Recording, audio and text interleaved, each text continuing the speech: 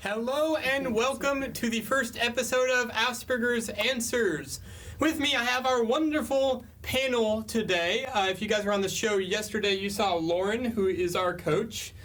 Frank, we sort of call him the Frank. I mean, he's just sort of the back-end, awesome, amazing, helpful guy of many talents. And then we have Heather, who runs the operations and has a son with Asperger's. Mm-hmm.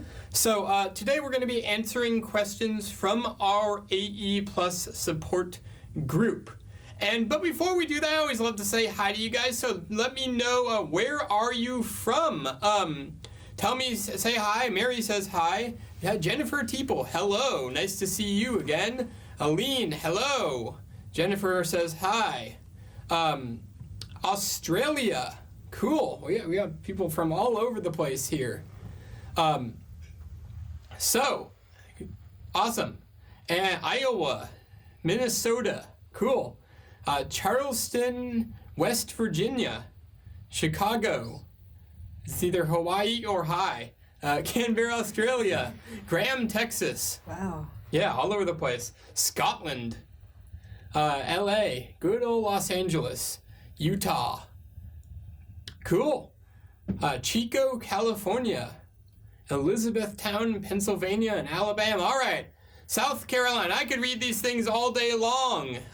We got people from all over. Exciting. Yeah, it's exciting. So we're going to just jump right in here and get to the first question from the group. Denise asks, I am curious whether our family's experience is unique or more universal. It seems to me that if my son had been diagnosed with some physical medical condition, I would have been immediately informed of the various treatments available, prognosis for each, which steps to take next, specialists to contact for treatment programs, where to go for support assistance, etc. None of this happened with my son's diagnosis. It has pretty much been left up to me to learn about autism, therapies that might or might not be available, support groups, support services, none I can find so far, how this affects school and what accommodations to ask for. The school is clueless. We were told Asperger's and basically nothing. Is this usual? If so, this is a real problem? Yeah, it is a real problem, and yes, unfortunately, it is usual. My experience being diagnosed with Asperger's was, congratulations, you're diagnosed with Asperger's. The end. Have fun. It's sort of why we as a company exist.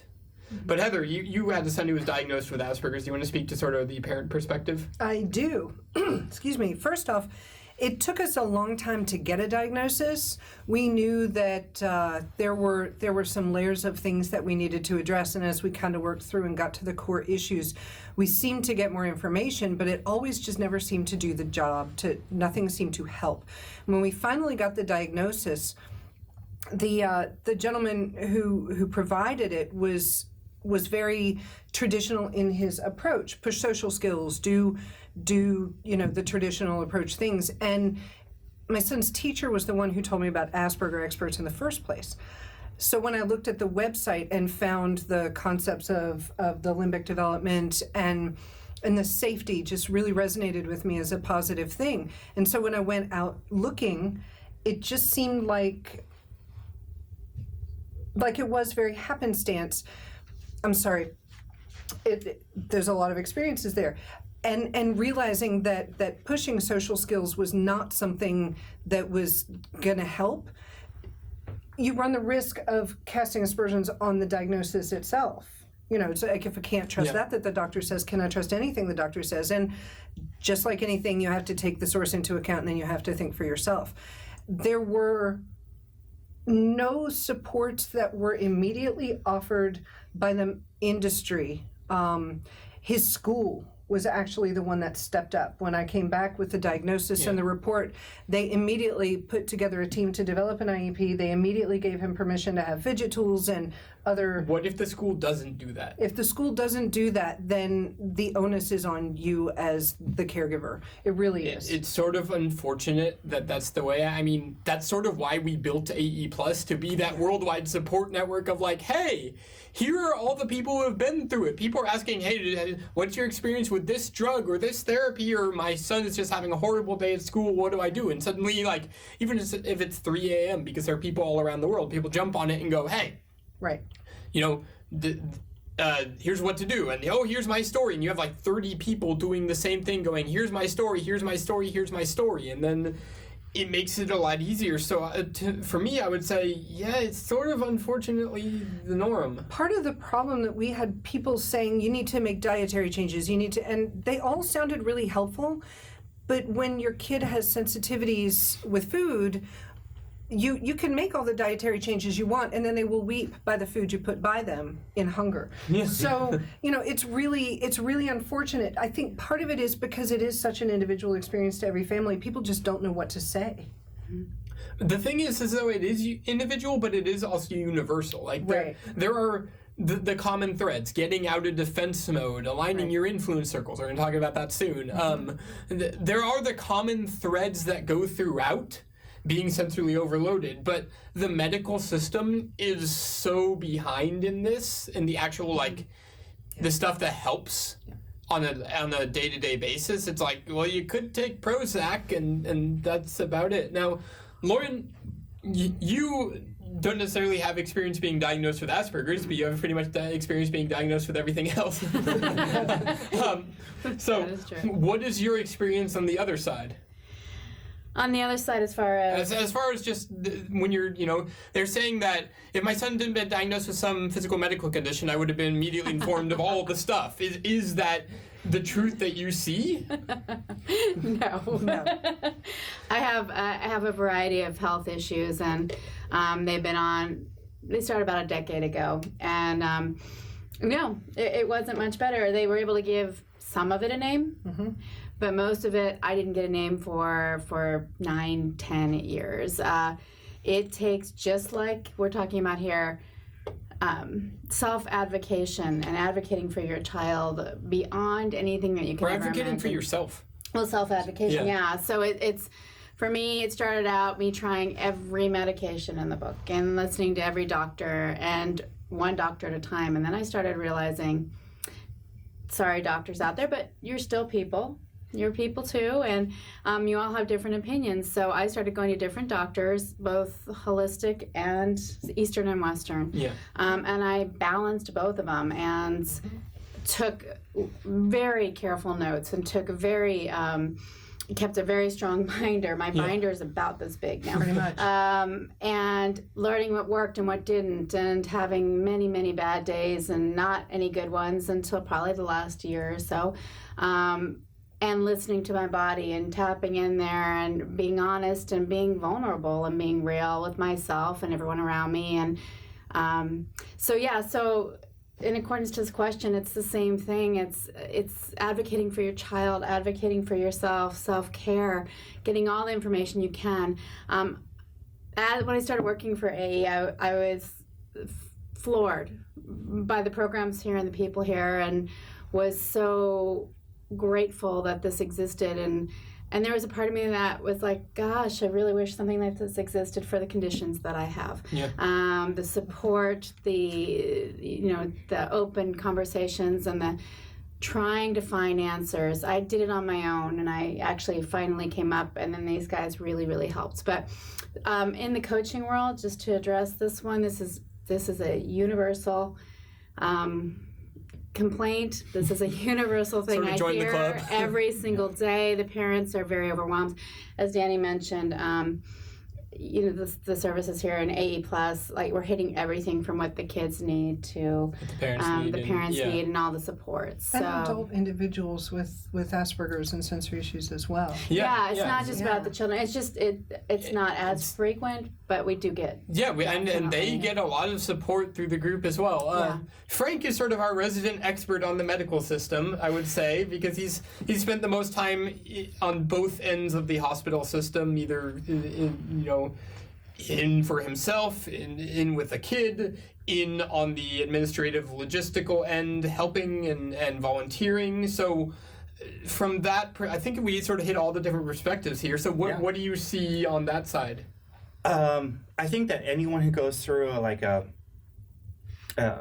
trauma as a family, A prolonged thing that isn't just I broke my arm. It's an extended hospital stay journey, right? Yeah. Like you're there a week, you're there a month, you're there weeks and months, And you're in your life forever. and you're in life forever. You're there. And and when you're in that environment, everything is about what's going on in front of you. Yeah.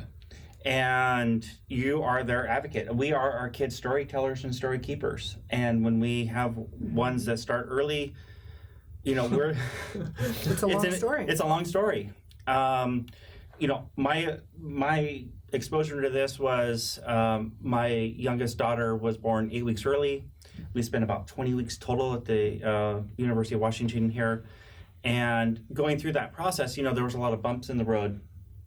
And so I needed to become an advocate for that. And so I actually became a family advisor to the University of Washington NICU and got to see the system, as a patient or a family relative taking care of this person, but from the other side of the world and on the medical, and realize that there's a lot of things in place that are needed in place for the health and condition of the nurses and doctors. But it causes this chasm of unrelatability between patients and that. And so it creates this thing, and we are lost, and we are confused, and we're like way overloaded, and our senses are, overloaded. I mean, everything is just blown the out. system is stressed. And the medical system is inherently kind of broken in this way. And there's, it is, you need to be your own self-advocate. You need to be an advocate for your child, and talk with other people going through the experience in your local school systems. If you're needing the help in your local school systems, and they're not helping out, you're not the only one there. Guarantee it. Yeah, believe me, I can count the number of schools that are like, wow, you're doing everything right on one hand. Mm-hmm. If connect up with your local PTA, go to your PTA meeting. It's a place to be able to meet other parents that are going on that are involved in the school, and they will probably know. So it's like reach inside your network, or reach inside our network, or reach inside our network, and do this, and having that support is the number one thing to be able to go, oh, I'm not alone, and what I'm going through is normal for this. It's not maybe normal for everyone else, but it's normal for this, and there are lots of good strategies and things. It's kind of, you have to say, does this work? Does this work? It's an iterative process, and it takes time and it's scary tons of patience. It's scary when you don't know, and you don't know, is this normal? Is this just part of the process, or is it something like that I should be concerned and worried about? And that's when you can something to that really quickly. I'm sorry to interrupt, but it's scary what you don't know. And one of the things to remember, like you said, is that doctors are human. And there's a very human concept called the Dunning-Kruger effect, which basically can be summed up by saying you don't know what you don't know. And doctors are also victim to this. And oftentimes you are as confident about what you don't know as what you do. And so you can't be afraid to challenge that. You don't want to go in there and just start correcting doctors willy-nilly, because then they get defensive and they won't work with you, and they label you non-compliant, and that nothing gets done. So really to acknowledge that a doctor or a professional may not know what they don't know. And if you can come in with some information and say, I have educated myself on that, and you have to be the educator sometimes. That's just real. And sometimes you are, and it's also going in and having a dialogue. Hey, here's what I do know, here's what I've been looking at, let's talk more. Because it is scary when you don't know. It's scary for them too. And your medical provider should sit down and have that conversation with you. And if they don't, they're not the right one for you. Yeah, right? Speaking of not the right one for me, this is completely my opinion, but I have found great medical care and advocacy in, some would say, the alternative medical, holistic community of like ND as in Nancy instead of Mary, ND as a naturopathic doctor. Ayurvedic, that's Ayurvedic. Ayurvedic medicine is an Indian system of medicine where the appointments are 90 minutes and you can sit down and really talk about your life, and they hear your whole entire health history and look at you holistically and say, okay, let's sort of move these things all together, and it's time to be heard rather than, oh, you have this going on, okay, take this pill. If not, come back and see me in 2 days and we'll try another thing. You find wisdom in all kinds of places. Just a couple more pieces of advice that very obvious, but didn't think about them. Bring somebody with you. Yes. Who is not highly emotional, who's really cerebral. Heather is a great one.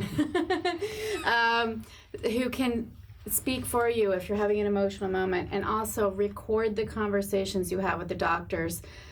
Or the naturopaths. I've learned to do that. Almost everybody has an iPhone or something with a recording device on it. They say you remember 10% of the appointment and what is said to you after the fact, and that way you can actually listen and make notes. And if your significant other, spouse, or partner can't be with you, they can hear what the doctor said. But we're emotional when we go into these appointments, and so it's good to actually have them recorded. Yeah. It's one of the things that I have done with Sarah, because it's a team, right? Yep. So looking at your care team and when you're talking with your doctors, introduce them to your other team members. Yes, absolutely. Give the permissions for people to talk together. Yes. And there's forms and things that need to happen to do that, but you approach the problem that you're solving with a team. And Collectively, so that collectively. no one's stressed out. You don't have to be the gatekeeper. Yeah. You're the gatekeeper You're of information. the core piece of information. But you're the reach hub. out. But they can also reach out and sit down and figure this out. Yeah. And listen to yourself. Even if other people are not listening to you, yes. Listen to yourself. We got a lot more questions. We could talk about this one thing for an hour. Yeah, we can just go and go and go, and that's what sort of the format of this is, because a lot of times I'm in the AE Plus support group, and I type out 2 sentences on something, and because I don't have time to just talk about each question for 20 minutes, Right. because literally every 2 minutes there's another question being posted, and the thing goes fast. For those of you wondering how to join AE Plus, you can get a 30-day trial by going to aspergerexperts.com/ONE, the number 1 spelled out, aspergerexperts.com/ONE, and that will get you a trial of AE Plus. So here's what we're going to do. We are going to take a quick break. We're going to be right back, and we're going to talk about a completely different subject. So see you in just a sec. Coming to Asperger's Experts, life has been a little bit easier with my little Aspie, who will be 11 on Monday. It was very difficult at first because we live in Alabama, and there's not a lot of help or a lot of testing facilities or places to go that will actually help an Asperger's. They've got stuff for autistic, severely autistic kids, of course. But then you have the Aspies who are, very smart, very brilliant, mainly, for the most part, that I've heard, and that I've met, actually. And, but nobody really knew what to do, how to talk to them, what to do for them. And my son was severely beaten in kindergarten, and he digressed. He was doing really good, could tell me everything, his name, number, address, our names, everything. And after the beating that left him with a concussion and several bruises, he digressed. And we had to teach him to read and do everything all over again. And it took about a year to bring him back out of his shell. And we tried ABC Mouse, and that helped. It really did. ABC Mouse is really good if you've got, a smaller Aspie. They'll just go right through it, I promise. But that could only take him so far. And, Xander, my baby, he writes backwards on his numbers and his letters. He can write correctly, but when he's in his own little world, he's not thinking. He writes backwards, and he can read it. Well, we thought it was dyslexia, and we took him and got him tested again. And they don't use the term Asperger's anymore in Alabama. It's mild autism. Okay. But we didn't know what to do. You know, so we took him to get him tested thinking he had dyslexia as well. It's not dyslexia, they say. Don't know what it is. Then we found Asperger's experts. And let me tell you, it is the best $15. I would spend $50 a month if I had to. Danny, dude, brilliant on getting an autistic server for Minecraft. Brilliant. Because my little man is just flying through it. And my oldest son is a mod on the server, you know, because he knows what it's like to be a brother of special needs. And he's really cool. But I mean, brilliant, Danny, brilliant. And, you know, I've had some help from some of the ladies through talking about, you know, through the website and everything, and it's helpful, and it's kind of hard to type a lot, so I don't really interact, but we read. My son reads with me, and I'll let him know that, look, baby, you're not the only one. Look at this. Look what this one's done. Look what that one's done. You know, and he will always be, well, perfect, but he will always be him, and even at this age, it's still hard for him to talk around others that he doesn't know, which is how the beating occurred, because he didn't say anything, and no teacher was watching. And I just thank you, Danny, for being so brave and courageous, and for taking the idea you had in your head and putting it out there for the rest of us, because you have helped a lot more people than you think you have. I guarantee you that. So from a family in Alabama, thank you very much. So we've been watching all of your amazing comments over the break, and it's really interesting to sort of see a little mini support community that's popped up here. Honestly, you guys are amazing. Keep going.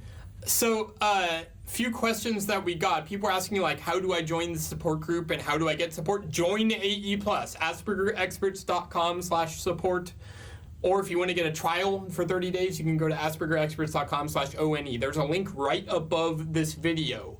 Or if you're watching it on YouTube, below the video. But, like, seriously, if you are feeling alone, you do not need to feel alone. Join our support community and you will not feel alone. I promise you. That's the one guarantee I make, is that if you join the support community, you will no longer feel alone. When you join AE+, there are, last count, like 6,500-ish members in there that all talk and communicate and share stories and hang out with each other. You could be one of those in about 5 minutes. So literally, join AE+. It is... Like, those of you who are wondering, oh my God, I feel so alone, I'm so stressed, I don't know what to do is join AE Plus and get support first. And it's the Facebook link inside AE Plus. Yeah, That's thank you. Like, yeah. Cool. So, we are going to go right along to some other completely different topic here. Melanie from our AE Plus group is asking, looking for a series to watch on Netflix. My son loved Grimm and currently we're watching Once Upon a Time. Any ideas? Frank and I like cooking shows. Yeah. Yeah, Cutthroat Kitchen, Guys Grocery Games, Chopped. Good Eats. Yeah, Good Eats. Oh, yeah, Good Anything Eats. Alton Brown. Anything Alton Brown, yeah. Yeah. Also, on the topic of, like, Grimm and Once Upon a Time, Eureka is really good. Merlin. That's a good one. Yeah, Merlin is good. Do you have anything I'm more of the darker of all of them. X-Files is good. The Returned is good. Vampire Diaries, always a reliable dark series. I'm going to throw out a weird one. I don't even know if it's on Netflix still. It might be Eden of the East. Really, really interesting, unique anime. Cool. Yeah, anyway, okay. When I was at the height of my depression and anxiety, when I referred to it as being in the basement, I put on Ice Age and just put it on repeat for about a month, and that's all I watched because the safety and the predictability was really, really comforting to me. So it kind of also depends on what you like. You don't have to limit yourself to 10. You could say do one. I would also throw out Doctor Who in that list because I just watched the same Doctor Who episode over and over. Because even the theme of Doctor Who is like dun dun dun dun dun dun dun dun dun dun, and it's just like the same notes over and over and over. So it's like I just listen to that on repeat for 3 hours and you can get a whole bunch of stuff done. Pretty much. And it does this like key change to add a little bit of variability, but like Sometimes you don't need much. yeah. All right, Michelle is asking, I noticed increase in hyperactivity with artificial sweeteners and food dyes. Has anyone tested their child or themselves in this area? If so, what tests were used? There's a really, really simple, really easy, completely non-invasive test that you can do to test for sweeteners, food dyes, really any food issue. And it just has to do with the elimination diet. Yep. You take it out for 3 weeks, and then you try it again. And then you stop it again for a week, and you'll have that like weird bump right in the middle where you had it, where you will very obviously say, oh, I didn't eat red dye for 3 weeks, and I felt amazing. And then on this day I ate red dye and I felt like crap, but then I didn't eat red dye again for another week and I felt amazing. I wonder what makes you feel like crap. I would like to speak to that too, having been recently diagnosed with a food allergy that's called a non-IgE mediated food allergy. Traditional allergies that people think about with hay fever and stuff is called IgE mediated allergies, and that's where antihistamines and things work. Non-IgE mediated allergies actually cannot be tested for, and a lot of food dyes and sweeteners, those sensitivities and allergies fall under this category. So testing is not always going to give you the answer. The allergist that tested me for this and that I really respect actually said the food challenge is the gold standard. If you do an elimination diet, you introduce it, you have symptoms, you eliminate it again and they're gone, that's the gold standard for testing. And so even in the medical profession, that counts. So if you're talking about have you tested, if you've tried it and it showed up, you've tested it and you can trust yourself. Yeah. Yeah, I just did it. It seems to be a theme with all of us. I just did it and was floored by the results and I'm how doing gluten good right I now. felt. Yep. Yeah, and I'd say 4 to 6 weeks is the standard, wouldn't you? Yeah. I've heard 3. think so. Depends on the thing. Depending on the thing, how ubiquitous it is in your diet, how hard it is to eliminate. If it's completely eliminated, 3 weeks is usually the minimum. But you can do 4 to 6 depending on your circumstances. I did 6 and I felt great. When I tried dairy, I did 3 months. Yeah. That was interesting. Yeah. They say that if you crave something really a lot, for me it was dairy, that you are allergic to it. Turns out Or that with me sensitive, that right. was the truth. Yeah. Right, when you're sensitive to a things, good it's person that sensitive. I Yeah. learned a lot from this on is JJ Virgin. She has some really good information on like food elimination stuff and has some great talks about how that works and how when you crave it, know that is just your body's inflammatory response and not actually you wanting it. Right. Yeah. So Right. that's what I would say on that is test it. Like you remove it, you put it back, and then if it makes you feel better or if it makes you feel worse, you know what the thing is, and you just do that for as many foods as you'd like. Refined starches do that to me. Yeah, you can do that, and it doesn't need to be one by one. You can do like a thing where you just take out a lot of different stuff at once, and then you just reintroduce one at a time, right? And You just, and that's what I did. Yeah. I went a little severe and worked with a nutritionist on this. So I just want to make Was that this clear. when you were juicing? I did juices. So I did Yeah. 6 juices a day. She went so severe she stopped eating food. I literally was drinking, but it was all vegetables and 1 fruit, and I had a nutritionist that I was working with. And Yeah, so I don't made do this sure. don't go there without a nutritionist. Yeah, and Like, especially children. You want to please, make sure yeah. they're getting what they need. Like- I was taking a lot of supplements. I don't think that you really need a nutritionist to take out food dye because Right. it's Correct. not Right. nutrition in itself. It's not nutrition. I mean, I removed everything because I was very sick. So for me, that was where Yeah. I chose to go. But And it was something that I did mine. working with a life coach right now to help me, and he's been so supportive. And the last time I saw him, I was really resisting making a change, and he listened very patiently to me complaining about how it was hard because of the food allergies, and the last time I had made this change, it was all different, and now I can't have. And he listened very patiently to it, and then he said, Heather, it is hard. It is, and it's gonna be awful for a little while, and you just have to do it. And sometimes that's what it comes down to, is that it's not easy because it's not easy. And if you think this is really hard, it's really hard. You don't know what you don't know. I'm It's gonna not validate that for you now. If you go, this is really a pain in the butt that all of a sudden I have to cook 3 meals for dinner. Yes, it is. Yes, it is. And it's so worth it when you find out what's wrong. It's so worth it. It's so worth it, but it is not easy. You have to be really solidly committed to it. Yeah. Frank, you have anything to add? I don't eat artificial sweeteners. I stay away from it. Yeah. I try to stay away from corn syrup-based stuff as well. Generally- I just, elimination diet. And, Yeah. there's things that I don't like milk. I don't eat. My general rule is it real food? Like, can you grow it from the ground and or is it part of an animal and then can you cook with it? If it's like spices, vegetables, meats, grains, legumes, fruits, great. Whole food. Yeah, like whole, real, actual foods that aren't made in a lab. We make our own pancake mix at home just for that reason, so that we can actually fortify it as well. And we do lots of things to, make it so that the kids have easy snacks, but they're healthy and they're not just They're not, another thing processed that junk. you can do if you don't want to just eliminate everything, break it down to one thing at a meal at a time. So for me, at one point I was doing just chicken breast, and then a half an hour later I'd have just lettuce or just broccoli. And I would pay attention to how my body was feeling. And in this case, pay attention to how your child is reacting. Yeah. And time is the other investment. Honestly, time is the resource that we always feel like we have the least of. So you do have to kind of change your mindset on this and realize that it's not something that you can figure out in a day or even a week. You just have to take a deep breath and jump into the commitment of the time. Yeah. it's creating a new pattern. It is. One thing I found that helped me, because I've tried to do this like 1,000 times already, is having enough recipes ahead of time so that when you actually make the change, you don't go going, crap, what do I eat? I'm hungry. And then you're hungry, and then you eat. Yeah, and then you just go, I'm gonna eat. But that's the pattern I got stuck in before my life coach had said, Heather, you just have to do it. I kept thinking, I want to be prepared.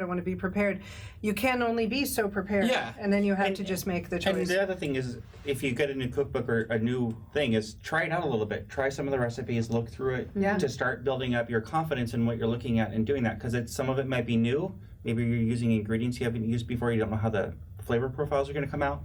Try it out, and it's the more we do things, the more comfortable we are doing them. Yeah. Lately, one of the single best resources I've had for having an alternative diet was Pinterest. Pinterest. So many people, you want to Google ketogenic, you want to Google low carb, you want to Google meat free. Pinterest has so many recipes, and it's a really great way to keep them in one place. Cool. Yeah. That's a good tip. All right. Moving on here. Mary. Hello, Mary. Hello. Actually, Mary says hello. Mary. This is my first post. Thank you, AE, for this support group. My daughter is 37, and she was diagnosed with Asperger's high-functioning autism last month. The diagnosis has been hard on her, and her self-esteem is pretty low right now. What can I do to help her move forward so that she can view this diagnosis as a positive and not negative? For me, I think the big thing is understanding what the diagnosis means. Like, I'm diagnosed with Asperger's, and that means fill in the blank. And when you realize that, no, it doesn't actually necessarily mean that, and it's like, okay, that means that I'm a piece of crap. And how do you know it means that? Because I decided it did. Challenge those assumptions, right? In coaching, we deal with this a lot. Yes. And here's the advice that I give a lot of times is, first of all, Asperger's is an umbrella term.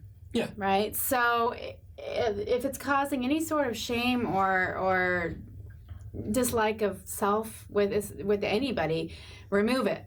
I mean, you don't have to lean on that term unless it's a comfort to have a term. Yeah, I mean, it's literally the same thing as saying building instead of glass and steel and brick and stone and stuff. Yeah, so it's an umbrella term, right? And so, where I suggest people go is, first of all, like you would any child or any person, focus on the positives. Asperger's has some amazing qualities.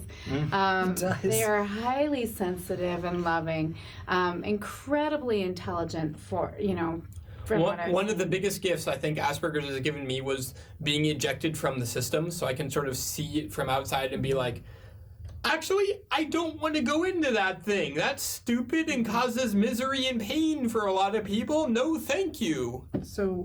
So one of the things that people are is very social creatures by nature. And part of the reason that people suffer when they get a diagnosis of Asperger's is because they feel like they've been ostracized. Somehow they're different. Having a reference group is really important for a social Say a animal. support group. Having a support group is really important for a social animal. And so if you can introduce your child, your adult child, yourself, when you start to realize that you have these tendencies, to other people, and realize that there are people out there with learning disabilities and other challenges in their lives that you respect, then you start to realize that really this is less of a value judgment and more of a way of being. And when your reference group is more comfortable, then you're allowed to be more comfortable in your own skin too. It's a strength. You don't have to worry about what other people think until you respect those people, and that's your choice. Well, And the thing that I found is, well, personally, it's like, oh, that explains a lot. right. It explains the what you symptoms said. that maybe you're Yeah. thinking It's like- struggling Like, with. here's all of these things, like, Well, thank goodness, right? It's validated. oh, okay, well, I'm pretty okay with myself, but it was like, oh, That's why. That's there we why I go. do what Okay, I do. that makes sense. And for me, it's like I look at my Asperger's qualities, and I'm like, hey, these are bonuses. This is like every one of these things has it's like a superpower. Yeah. Right? And it's like that's for me, that's how I look at it, and it's not a negative thing. It's like it's a definition, or it's putting some context around how I feel, and knowing that I'm not the only one that relates to the world this way is hugely powerful. And like just knowing that, it's like I don't perceive the world the same way the other people do. Bonus, okay, yay. Yeah, Like, that's and I okay, don't need to look at the world the other way. Yes. It's So. like when I got sick. I mean, I don't have Asperger's, but I got sick and there was no explanation, and I would just tell people, I have a migraine, I have this, I have that, and it got really old trying to explain my symptoms. And then when I actually got answers as to what was wrong, it was empowering to me. So if you can flip the way you're viewing it, and help her to start empowering herself with the fact that she has answers and explanations, and yeah, it's And a reach good out thing. and ask people, reach out. Yeah. And have conversations with people who have been diagnosed in that, and Absolutely. and understand their story, because we'll probably relate to it. When my son was diagnosed, honestly, I think he felt like it was a relief. It was a real validation that his experience was different from other people. But I think that the real thing about a diagnosis that you have to remember is not that it introduces some quality into your life, but it is a reflection of a quality that is already there. So said. if you're feeling bad about a diagnosis, then maybe you need to look at your own labels and your own framing. And it sounds to me like perspective is really important there. Speaking of perspective, one of the best ways to change that is to ask, how could this be a good thing? And even if you're like, no, that's stupid, just ask yourself and give yourself the chance to answer, how could this be a good thing? Like, and the thing is, you can apply this to anything in your life. Let's say, and I originally heard this story from somebody that was talking on stage and sharing the story that they had gone on this amazing trip to Australia and met the Aborigines and like taken all these pictures and had all this beautiful footage and stuff, and then it was their last day before they go home, and their car got robbed and all their equipment got taken, and they didn't have any backups of any of the footage, and it was like, and thousands of dollars of computer and camera equipment and all this stuff, and all their luggage are taken. And so instead of being frustrated, he was frustrated, of course, you're human, that's annoying, but then, like, how can this be a good thing? How can this be one of the best things that ever happened? Mm-hmm. And it's weird to sort of sit with that and really think about it and go, okay, this could mean that we don't need to do work for another week because we don't have any equipment. Nobody can reach me on the phone. we can go hang out at a beach for a week and just like chill and disconnect from the world, and this is going to be really cool. And he starts getting really, really excited about it. Mm-hmm. And then it turned out to be, you know, one of the best things that ever happened to him because he decided that. He saw it that way. Remember how you had to change my perspective about my cast? Oh yeah, that was fun. You want to tell that story? I don't do confinement well, and I broke my hand last May. Broke my wrist, and it was a pretty bad break. And I was in a cast for 8 weeks. And at some point, I was really frustrated with the restriction of it all, and it was so insulting. And she was like complaining to me of just like, oh, I'm in this cast and it's so annoying. I'm like, look, you're Heather. You have all the tools to take off the cast you have saws and stuff in your garage. You can go and take off the cast at any moment. We can go drive over to your house and in 30 minutes or less you can have the cast removed. But we aren't going to do that because it's not restrictive. It is holding the space and literally allowing your arm to heal. So he pointed out that I was actually choosing a protective mechanism to allow healing instead of chafing at a restriction. And you actually were in control. And I was in control, and I didn't want to be because I didn't have to like it. Once I accepted that I didn't have to like it, but I did have to choose it, that somehow made it easier. It was a different perspective for me. Yeah. All right. So we're going to take another short break, and we will be back in just a little bit here. Stay tuned for more questions from us. Thank you.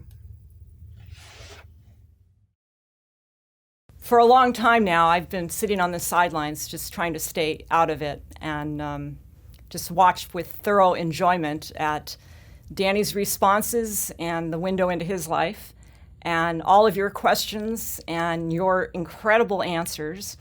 And lately I've been chiming in, and it's really fun to be able to help parents who ask a question about experience with IEPs or experience with homework. It's extremely rewarding to be able to give back and to help the community. And you know what? I'm still learning to this day from all the other parents who share experiences. And it's actually pretty cool to realize that I'm, to this day, not alone in this world, and how common many of the Asperger characteristics are from individual to individual. I didn't know how difficult it was for those with Asperger's to try different foods. I didn't know that there was sensory overload. I didn't know how common it was for people like Danny to walk into a store like Kmart with fluorescent lights, and how common it was to have a meltdown because of the overwhelm of the lighting. It was a very, very lonely experience raising a kid with Asperger's. And fortunately, today there are many, many more resources available. And that certainly would have helped us raising our son, Danny. You are not alone in raising your child with Asperger's. There are many resources available in this world. And many parents have been through very similar situations. There's no reason you need to be alone in this world when you raise your child with Asperger's. So somebody pointed out over the break that their son always wears green shirts, and everyone's like, you should talk about the fact that you wear a green shirt. It's like, because I've worn this in like every video for like 3.5 years, right? The funny thing is at Beyond Defense Mode, it is a small retreat we do every July up in Whidbey Island, basically the most Pacific Northwest corner-ish of the United States, like an hour from Seattle, 16 people, Beyond Defense Mode. And what happened was she wore yellow like every single day. And we just asked her like, hey, this is like day 3, you have 5 days and you're like everything is yellow. What's up? She's like, yellow makes me happy. I like yellow. I'm like, cool, more power to you. By the way, if you want to come hang out with us at Beyond Defense Mode, we would love to have you. We're actually opening up pre-registration soon. We only take 16 people. And last year it did sort of fill up. And then some people messaged me going, I got funding, we can go. I'm like, oh, sorry, too late. We already full. Anyway, if you want to join our email list, and I will be emailing you about that in the coming months and weeks and such. That will be next July. And we do 5 a year. That's Deep still into live. defense mode. Yeah, that's a different thing. Yeah, that's different. Yeah. Beyond is the Beyond is once a year. Yes. Still new people. You aren't though. I'm not new. I'm new to this group. I lived in Colorado. She just moved here. She moved here like 2 days ago. Yeah. From Colorado, but she's been with us for like 6 months now. 9. 9. Nine Yeah. months. Okay. Heather, you were gonna say You were something. gonna, were you gonna read the? No, we were gonna yeah. talk about the shirt. Yeah, the shirt. My son had decided one particular beginning of the school year, we'd gone school clothes shopping, and there was one particular shirt that had sleeves that felt just where he liked, and the collar was just what he liked. And he wanted to wear it every day, and I just can't do that much laundry. So I went to Target and just bought 2 more because I'm gonna have clothes that he doesn't fight me about. He has to wear them, not me. So yeah, having 3 of those shirts really made a difference in the getting dressed and in the amount of laundry I had to do. Yeah, I mean, like when I find a good shirt, I want like 10 of them. Seriously. And pull the Mark Zuckerberg. Just just get the That's what I do. Yeah, the gray. The uniform. And that's what you wear. That's he knows what he likes, and I had to respect it. But I also had to not do laundry every night, so that was my workaround. So Debbie asks, what has been your experience in applying for SSI benefits once your child turns 18? Our son's in college and we hope he will find employment after graduation, but realize it will be difficult. I've been told he should have applied for SSI as soon as he turned 18. So let's talk about that for a second. I'll leave Lauren to talking about the actual SSI because I believe she's the only one on the panel here who's actually applied for it. I may be wrong. Yeah, but I have some experience with Okay. categorization. So I want to talk about something that a lot of people don't talk about SSI, and that's what it says to the person. Right. Like there's all we're not going to talk about the logistical level just yet. We're going to talk about sort of the psychological level of what does getting SSI say to the person who's getting it if they themselves have not decided to apply for it. It's like, son, you need to apply for SSI on a certain level that says, because we don't believe that you're going to be able to do it on your own. Now, that may be an accurate statement because you may actually legitimately need SSI, in which case, great, but a lot of people are just aware that of what do their actions say to their kid when they're doing these things. Mm-hmm. For me, I would say attempt to get a job, see if you can, and then get SSI, unless it's very, very abundantly obvious that no, getting a job is like not within the realm of possibility currently. You know, this is something I know about this piece of it because my dad was on SSI. He was disabled when I was really young, and the process of going through it. One, he never wanted to admit that he couldn't work, and so that was one of the pieces. Is that and he couldn't, and it's a process to go through. Yeah. And so, even if it's, my thing would be. It should be absolutely the decision, but this is the backup. This is the what if. This is plan B. Plan A, let's go off and let's conquer this world and let's do what we're passionate about and be educated and become masters at it and keep doing that throughout our life. Not everyone can do that. And sometimes people need help and they can find their passions in other ways. Maybe, it can be plan B. So sorry to interrupt you, but go ahead. That's what. I'm going to interrupt everybody here because one of the things that's important to notice, I'm really sorry that I'm going to interrupt you, and I'm going to, is that a diagnosis of Asperger's alone does not a disability make in the eyes of SSI. I believe that you actually have to go and demonstrate with medical proof that you are unable to work once you've turned 18. And so if you are saying, oh, we got a diagnosis and I just don't think he can handle it. So that is not going to be enough for SSI to go ahead and approve you.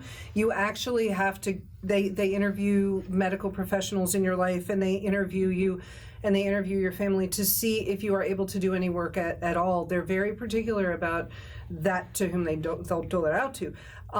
That being said, if you are genuinely having those levels of problems, get the support you need because that's a tough place to be.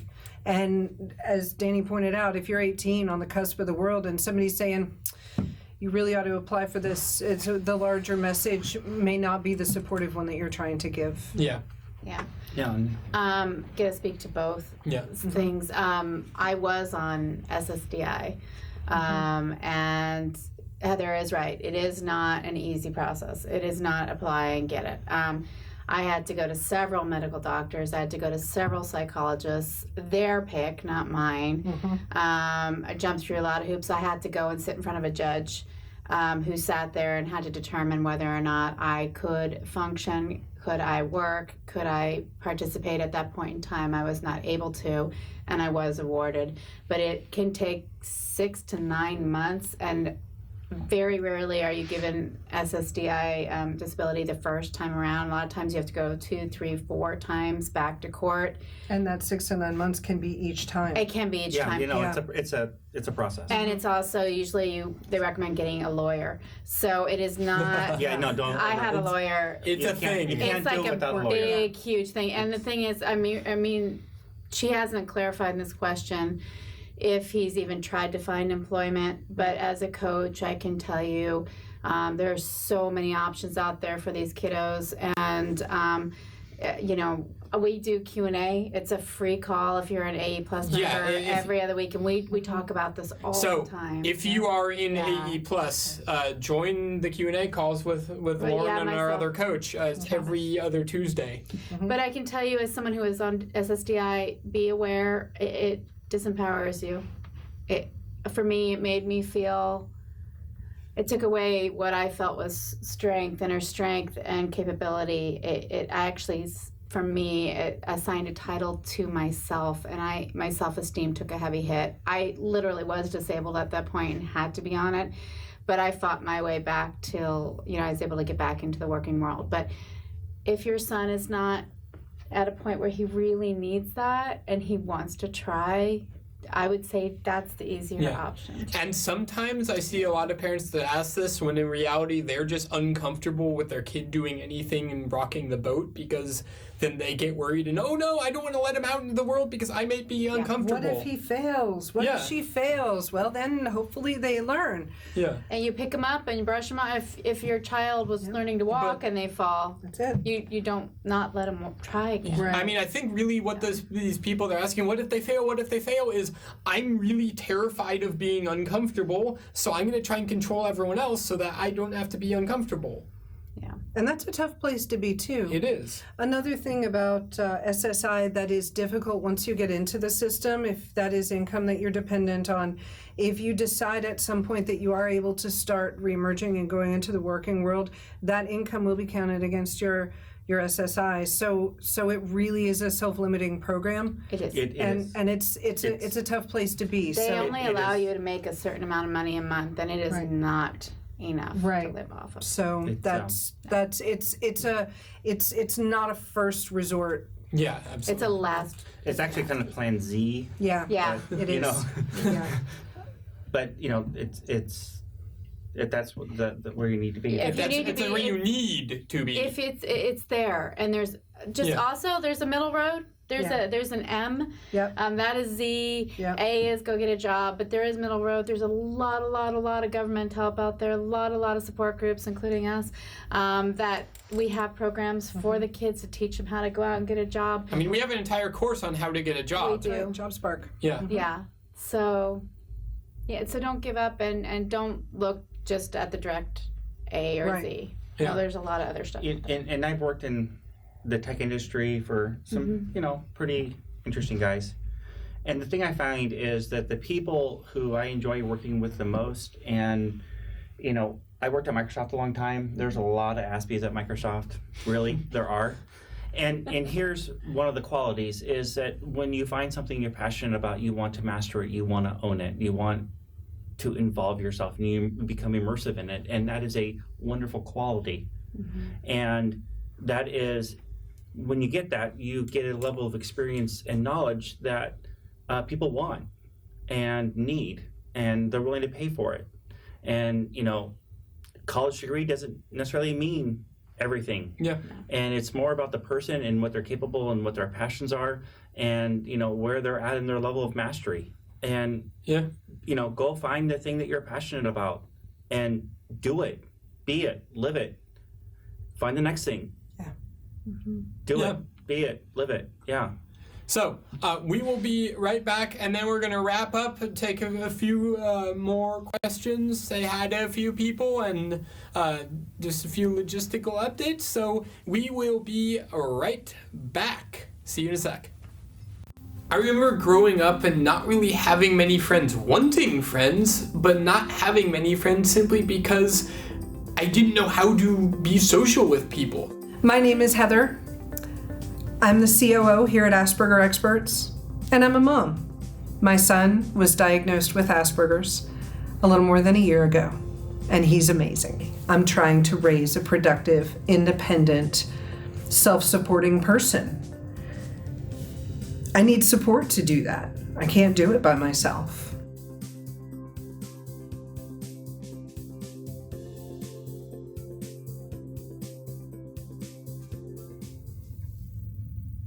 Yeah. And welcome back. So, thank you all for coming out. It's really been an amazing pleasure to see all of you on the Facebook group, or on the Facebook page, I should say, supporting each other. Like, it is something that I really, really am honored to see. Hey, Ava. So, everyone say hi, Ava. Hi, Ava. She's probably laughing right now. Ava helps us run our Deep in Defense Mode live seminars. And she's amazing. And she's awesome, and I say she's magic, but because she is. So Can I just throw out there that she's at Beam Life International Coaching?